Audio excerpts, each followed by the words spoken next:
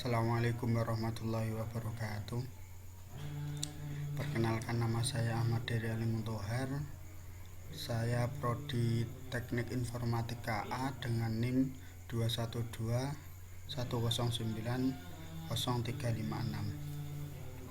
Di sini saya akan menjelaskan mengenai soal UAS mata kuliah PPA untuk dosen pengampu, yaitu Ibu Nirmala.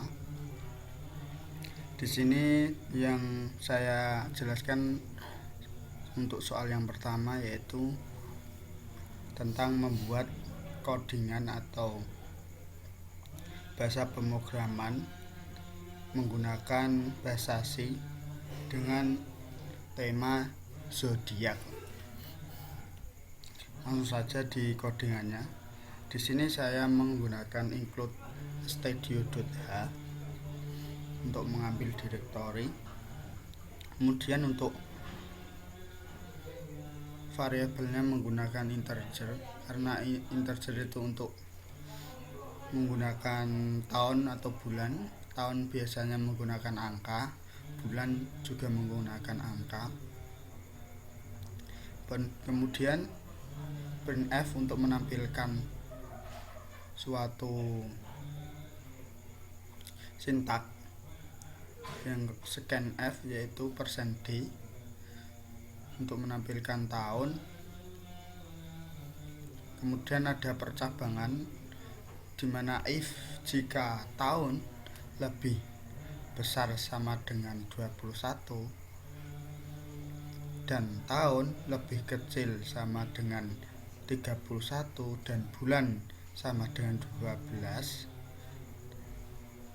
dan tahun sama kurang lebih besar sama dengan 1 dan tahun lebih kecil sama dengan 19 dan bulan sama dengan 1, maka di sini akan menampilkan zodiak Capricorn.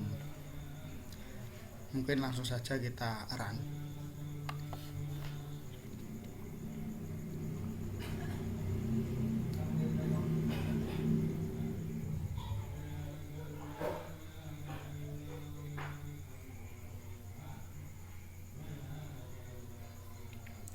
Kita tunggu.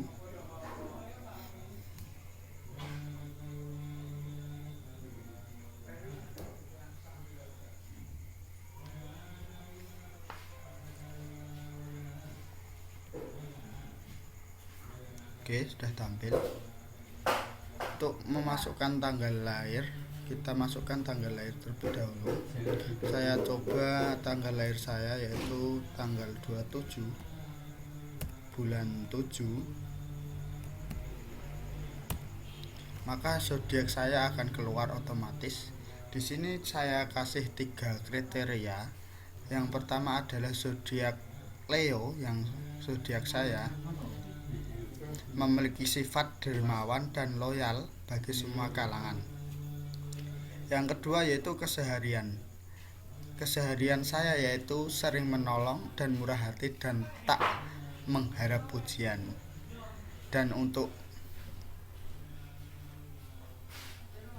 keuangan biasanya mengalami beberapa perubahan yang tak bisa dibilang kecil, tapi kamu memang telah menduganya.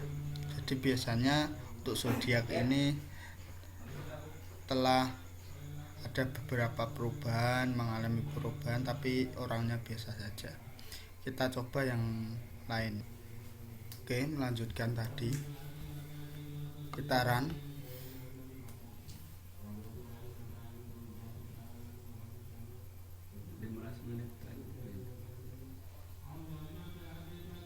Kita tunggu, maaf laptopnya laptop tua.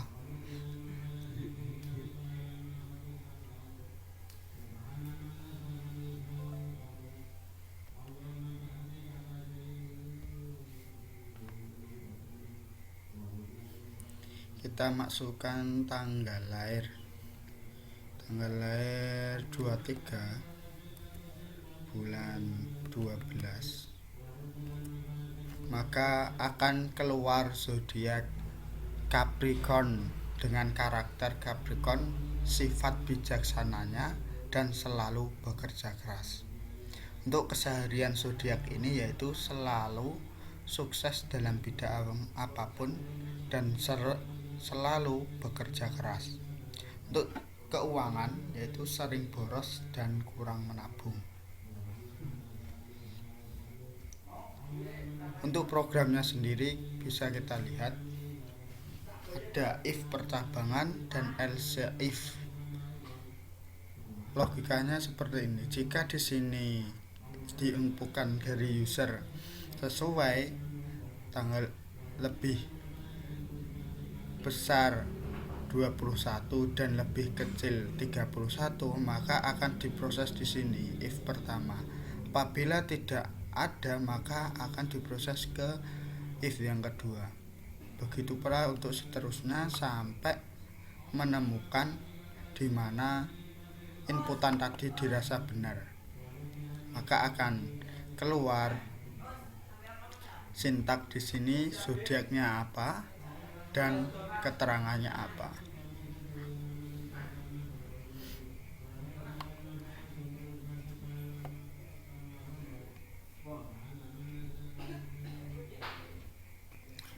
Oke, untuk selanjutnya untuk menanggapi soal yang nomor 2 yaitu meringkas materi tentang yang pertama kompleksitas algoritma.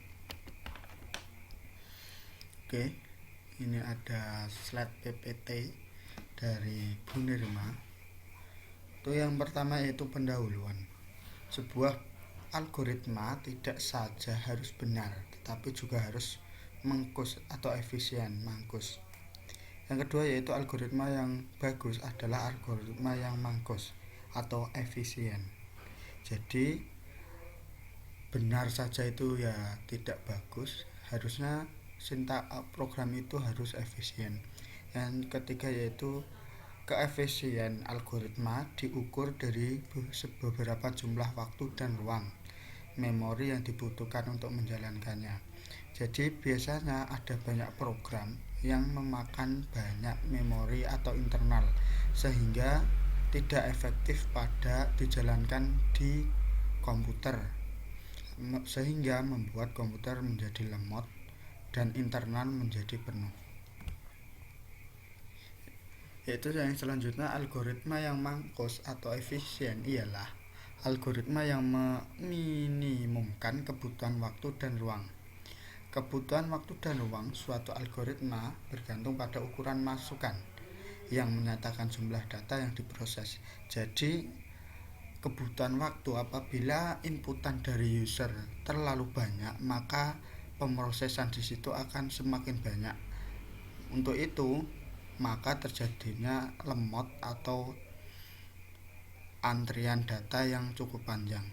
Yang selanjutnya yaitu keefisien algoritma dapat digunakan untuk menilai algoritma yang bagus. Apabila efisien algoritma itu bagus atau tertata rapi, itu nilai plus dalam membuat suatu program. Yang selanjutnya yaitu mengapa kita memerlukan algoritma yang efisien. Boleh dilihat grafiknya. Ini nilai inputan dari user dan kecepatan. Apabila datanya yang dimasukkan sedikit, maka akan memerlukan waktu yang cukup singkat. Apabila datanya yang dimasukkan banyak dan besar, maka akan memakan waktu yang cukup lama dan membuat internal dalam komputer itu menjadi lemot. Yang selanjutnya yaitu model perhitungan kebutuhan waktu atau ruang. Kita dapat mengukur waktu yang diperlukan oleh sebuah algoritma dengan menghitung banyaknya operasi atau instruksi yang dieksekusi. Jadi di dalam algoritma itu ada beberapa operasi, ada nilai plus, ada algoritmanya, ada kecerdasan buatannya, sehingga apabila program-program itu disatukan, atau dieksekusi, maka akan ada beberapa program yang diutamakan dan dikesampingkan. Jika kita mengetahui besar waktu dalam suatu detik untuk melaksanakan sebuah operasi tertentu, maka kita dapat menghitung beberapa waktu sesungguhnya untuk melaksanakan algoritma tersebut. Contoh bisa dilihat contohnya seperti ini. Inputan dari user contohnya A1 sampai AN. Di sini menggunakan variabel integer, outputnya R, yaitu menghitung nilai rata-rata dari sekumpulan elemen. Elemen tadi adalah inputan dari user. Deklarasinya yaitu K, yaitu variabelnya integer, jumlahnya real, bilangan real, algoritmanya, perhitungannya atau operasi sistemnya yaitu penjumlahan, dan will, perulangan, menggunakan perulangan. Jika A dideklarasikan dari bilangan integer tadi lebih kecil dari N, maka jumlah ditambah nilai inputan. Oke, selanjutnya ini keterangannya tadi. Yang selanjutnya itu model perhitungan kebutuhan waktu seperti di atas kurang berguna karena yang pertama, dalam praktek kita tidak punya informasi beberapa waktu sesungguhnya untuk melaksanakan suatu operasi tertentu. Yang kedua, komputer dengan arsitektur yang berbeda akan berbeda pula lama waktu untuk setiap jenis operasinya. Yang selanjutnya yaitu model abstrak pengukuran waktu atau ruang harus independen dari pertimbangan mesin dan compiler. Apabila compilernya tidak mampu untuk mengeksekusi program tersebut, maka akan ada tampilan not responding atau kebanyakan perintah. Besaran yang dipakai untuk menerangkan model abstrak mengukur waktu atau ruang ini adalah kompleksitas algoritma. Ada dua macam kompleksitas algoritma, yaitu kompleksitas waktu dan kompleksitas ruangan. Jadi yang dibutuhkan yaitu waktunya cukup kompleks dan ruang untuk penyimpanannya yaitu cukup kompleks atau fleksibel. Pengertiannya yaitu kompleks waktu diukur dari jumlah tahapan komputasi yang dibutuhkan untuk menjalankan algoritma sebagai fungsi dari ukuran masukan. Dari user sendiri, apabila ada masukan akan diukur beberapa perintah atau sintaks yang dimasukkan, beberapa program yang dimasukkan diukur dulu sebelum dijalankan. Kompleksitas ruangan diukur dari memori yang digunakan untuk struktur data yang dapat di dalam algoritma sebagai fungsi dari ukuran masukan. Jadi ada masukan atau inputan dari user beberapa banyak, maka akan ada pengukur untuk ruang apabila ada sintaks yang masuk. Dengan menggunakan besaran kompleksitas waktu atau ruang algoritma, kita dapat menentukan laju peningkat waktu ruang yang diperlukan algoritma dengan meningkatnya ukuran masukan.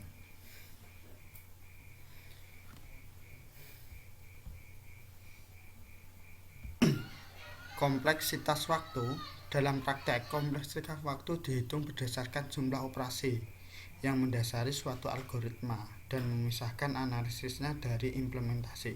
Jadi di dalam prakteknya itu kompilasi waktu dihitung dari beberapa jumlah operasi yang dimasukkan oleh user, sehingga muncul beberapa algoritma dan dipisahkan dari analisis implementasi.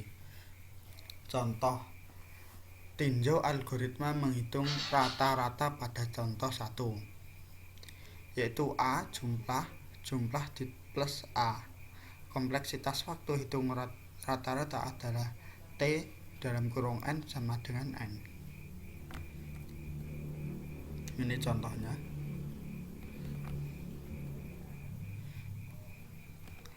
Ada 3 pembeda di dalam kompleksitas waktu.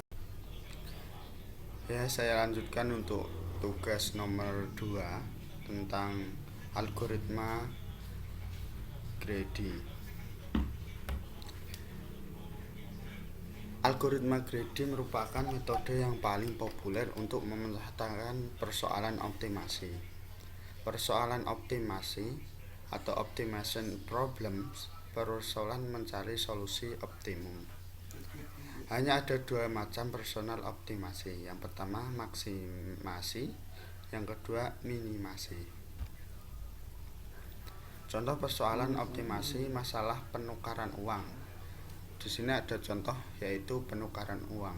Diberikan uang senilai A, tukar A dengan koin-koin uang yang ada. Berapa jumlah minimum koin yang diperlukan untuk penukaran tersebut? Persoalan minimasi. Contoh, tersedia banyak koin 1, 5, 10, 25. Uang senilai A sebanyak 32 dapat ditukar dengan banyak cara berikut. Ini ada koin 32. Kalau 1 tambah 1 dijajah sampai 32, maka akan jumlah akhir adalah 32 koin. Kemudian kalau 5, ada 5-nya, ini ada 1, 2, 3, 4, 10 sama 1. Ini di total ada 7 koin untuk menggapai 32. Kemudian ada 1, 2, 3, 4, 5. Ada 5 koin yang totalnya ada 32. Dan seterusnya. Grady sama dengan rakus atau tamak. Prinsip algoritma Grady, take what you can get no. Algoritma Grady membentuk solusi langkah per langkah, step by step. Pada setiap langkah terdapat banyak pilihan yang perlu dieksplorasi. Oleh karena itu, pada setiap langkah harus dibuat keputusan yang terbaik dalam menentukan pilihan. Jadi ada step-stepnya. Kalau ingin setiap langkah harus dibuat keputusan yang tepat. Pada setiap langkah kita membuat pilihan optimus lokal atau lokal optimum, pada harapan bahwa langkah sisanya mengarah ke solusi optimum global.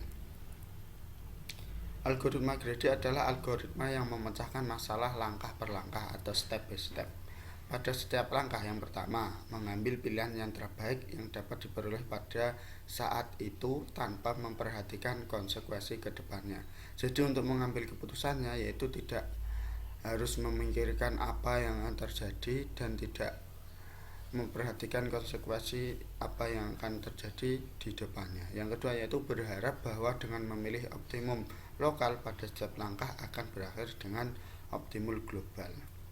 Dimulai dari lokal kemudian akan mendapatkan optimum yang global atau menyeluruh.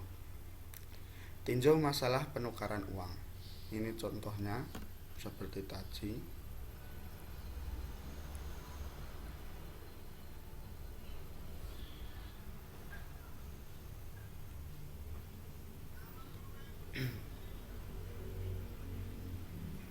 Ini untuk contoh, untuk sistem mata uang dolar, euro Eropa, dan Kroon Swedia, algoritma Grady selalu memberikan solusi optimum.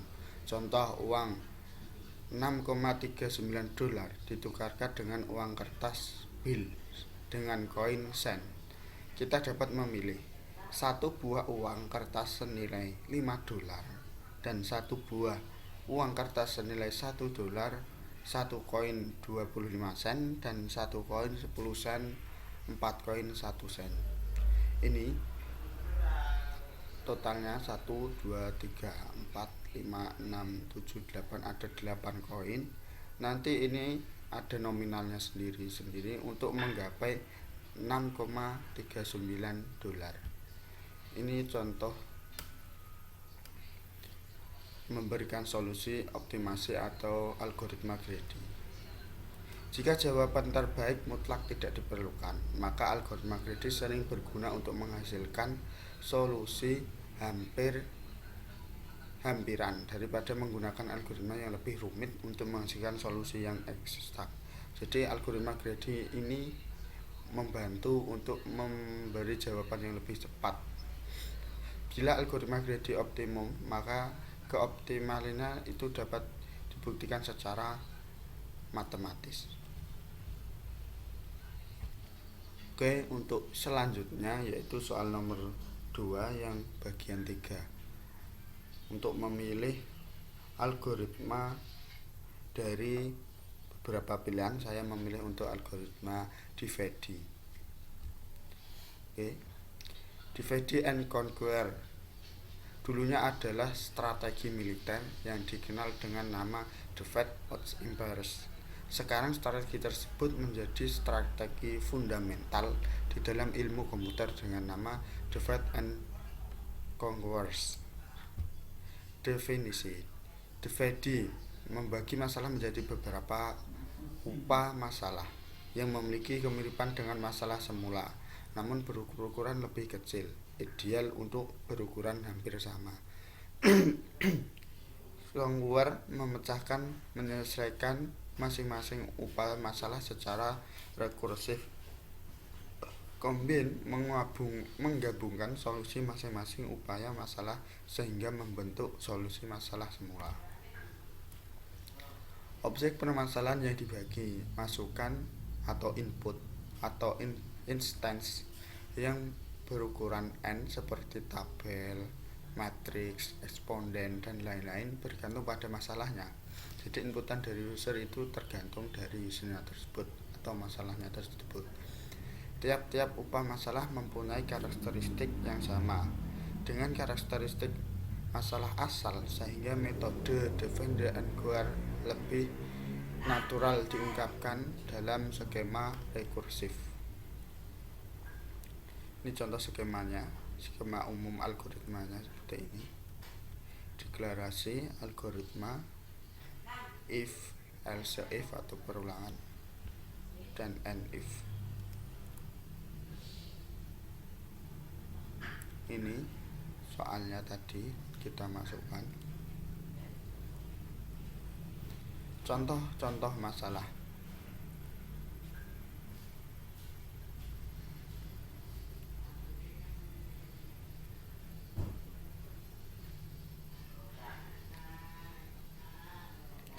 Ini contoh yang kedua, yaitu mencari pasangan titik yang jaraknya terdekat. Persoalan himpunan titik P terdiri dari n buah titik x dan y pada bagian 2D. Tentukan jarak terdekat antara dua titik di dalam himpunan. Ini jaraknya, dan ini ukurannya, dan ini untuk rumusnya. Penyelesaian dengan algoritma buffer, penyelesaian dengan divide. Ini untuk penyelesaiannya. Asumsi n sama dengan 2k dan titik diukur berdasarkan abisis x. Algoritma crosspair. Ini untuk algoritma divide, bagian himpunannya ada beberapa titik P.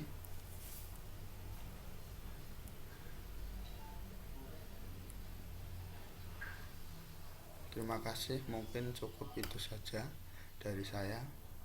Apabila ada tutur kata atau tingkah laku yang kurang berkenan, saya mohon maaf yang sebesar-besarnya. Assalamualaikum warahmatullahi wabarakatuh.